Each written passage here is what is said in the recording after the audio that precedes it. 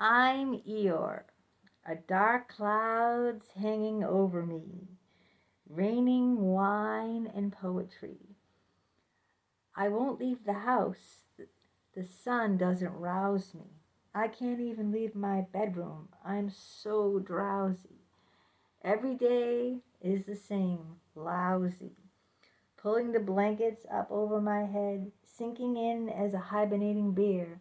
I like this year to disappear. It's a task to brush my teeth, wash my face, and join the human race.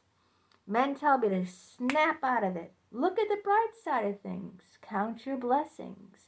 But I'm a slug, and this world is a treadmill, looping around and moving the ground under my feet. Colorful collages of mixed messages scrambled together that I can't encode, slipping through my hands like a muddy toad.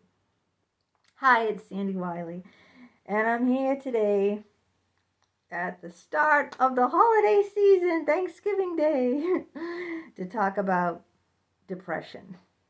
I am no stranger to depression. I went through a very dark time in my life, and I'm going to talk about that. And I wrote about that very dark time in my book, Life with My Schizophrenic Father. So this book's only $10. If you get it, you can read it. It's a wealth of information about mental health. Yes, depression. I mean, this time of year is even worse. The holidays, why? Because you're supposed to be happy, right? It's Thanksgiving. You're supposed to count your blessings. What's wrong with you? Look at all the things that God has given you. I mean, that's what we hear, right? I hear it all the time too. And you know what? That makes me feel guilty. It makes me feel guilty because I feel lousy. And why don't I count my blessings? Why can't I be happy like everyone else is happy? What's wrong with me? And then people, everyone is, buying gifts and cooking festive meals, and you're supposed to be happy and with family and friends. And some people don't have family or friends. That's true. Some people are very, very all alone out there, and very, very unhappy and in a deep, deep depression. And then, you watch the commercials, you see it all around you that people are celebrating, people are telling you how you should feel. I mean, can you imagine? People are telling us that we're supposed to count our blessings. We're supposed to be happy. They don't know what we're going through, right? It's not fair. Let me tell you about a time when I went through the deepest, darkest depression in my life. Okay, I'm talking about so deep and so dark that, you know how some people are depressed, they don't want to even get out of bed in the morning, okay? They don't even want to, never mind leave the house, they don't even want to get out of bed. So you know what I did? I never left the house. Instead of, so I would get out of my bedroom, I pulled the mattress from my bedroom and I put it in the living room, on the living room floor. And that's where I stayed the whole day and night, 24/7. And people won't believe this. I gained a lot of weight. I'm only 5'2", so I'm pretty short. I went up to 175 pounds. Now people look at me now and they go, no, you didn't. Oh, well, you didn't know me. So yes, I did. I was 175 pounds. I was obese. I was for 5'2" and petite frame, okay? I'm just talking about me. I'm not judging anyone else. I'm only 5'2" and I have a very small frame. So 175 pounds on me is considered obese. I looked it up. It's probably considered grossly obese. But it's obese. And, it was horrible, horrible, horrible. I pulled down all the shades in my house. It was dark. And I barely existed. What did I do? I ate and I slept. That's not living. That's barely existing, right? And what caused this deep depression is I was trying to have a baby. Went off the birth control pill. I always had irregular menstrual cycles all my life. So I never had a regular cycle. I used to go 3 or 4 months without having a period. And I was a virgin. So when they asked me, did you take a pregnancy test? I would say as a teenager, well, I don't have to since I'm a virgin, right? Yeah. So I had a lot of issues with ovulation, and I knew I was going to have some trouble getting pregnant. My husband was fine.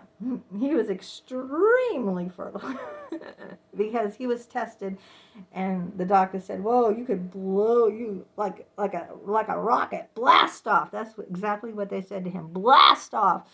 So I felt, oh my God, this problem is all on me. Why we can't have kids? My husband is like blast off. He has so much sperm. My God, he's like a rocket ship. That's what the doctors told him. But me, on the other hand, I can't even produce ripe eggs, right? So I'm all messed up. I'm no good. That's how I felt. But anyway, the doctor prescribed me a half a pill of clomiphene, very small. And just after taking that pill, I got pregnant. But the tragedy was, I went out and I decorated a whole bedroom in the house for the baby. I even had a name, Sarah Margaret, picked out. I bought a bassinet, you name it, the works, right? I was pregnant. I was having a baby. But then that night came where it was leaving my body. I did not want to admit it, but read. I have graphic details about that night in the book, graphic, that I don't want to really put on YouTube or share on LinkedIn or the other platforms that I use. But it was tragic what happened, and I went to the hospital, and I wasn't the same for many months after that. I think it scarred me because I couldn't get pregnant after that miscarriage. It was horrible physically, and it was horrible mentally for me, and that is what got me into the very deep depression. Um, that But I know what it feels like to be in a depression. I'm in one now. I went through some horrible things with my brain damaged son that I can't even talk about, because certain people or certain corporations won't allow me to talk about that. Shh, keep quiet. Hey, I don't want to be sued. What can I say? So I talk about what I can talk about. That's all. And yeah, the last couple of years have been hell on earth for me. Hell on earth, okay? I mean, it's just horrendous what my son went through. He got meningitis when he was 4 years old and lost his mind. That's worse than cancer, okay? Because cancer survivors, they don't lose their minds, okay? People that survive cancer go on to have healthy and productive lives. My son can never have a productive life. He's an invalid. He can't go to the bathroom by himself. He can't wash himself. He can't dress himself. He's an invalid, okay? And this is from meningitis, encephalitis. It rots your brain. Look it up, meningitis. And that happened when he was 4 years old. Um, he almost died. He was in a coma. He was in the hospital for 2 years. So that was a horrific time for me and my family. And what happened to him recently that I can't get into because of legal things, and I mean it's been a horrific time. And this was all going on during the pandemic too, which was a horrific time for many people, right? I'm sure many people have been depressed from the pandemic itself. Many people are depressed. So, when people tell you to snap out of it or count your blessings, don't you? I mean, personally, I hate those people. I hate those Pollyannas that, oh, they're always so happy. And they're telling you, you should be happy and you should do this and that and the other, right? Well, they don't live your life. They don't know your life, right? And they have no business to make comments. None. Because maybe those people never lived with depression, okay? Maybe they don't know.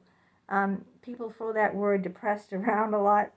If someone has a bad day or if they're, I'm depressed, but they don't really know what clinical depression is. It's not like, oh, I'm depressed today. Oh, the sun didn't come out. Oh, it rained on my baseball game. Oh, that's not depression, okay? Depression is a mental illness.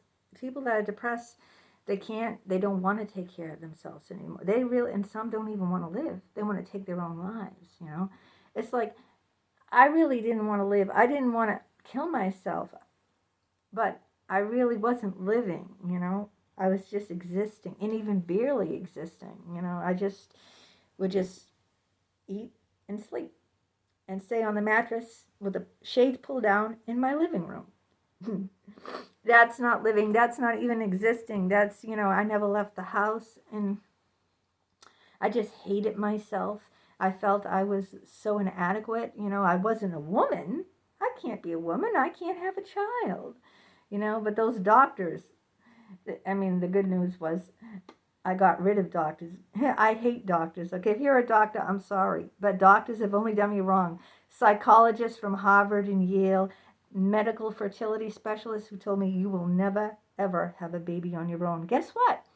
As soon as I left those people, those doctors who told me I'll never have a baby on my own, I got pregnant on my own with no fertility drugs, no fertility treatments, and no doctors. Amazing, isn't it? That they were all wrong.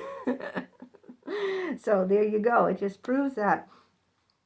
But yeah, so I just want to come on and share with you about when I went through a depression, and that, don't let people make you feel bad, because if you're going through one now and it's the holidays and people are telling you da da da, don't listen to them, okay? They have no idea of your life. They have no idea what you're going through, And they should not be opening their big fat mouths and telling you how you should feel, right?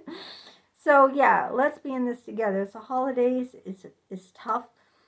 It's really tough at this time of year, and let's just try to, hold on to each other and try to be there for each other. That's all we can do, is just be there for each other, and know that, what, you're not going through this alone. You're not. There's people like me and everyone else out there who is going through this too. You're not alone.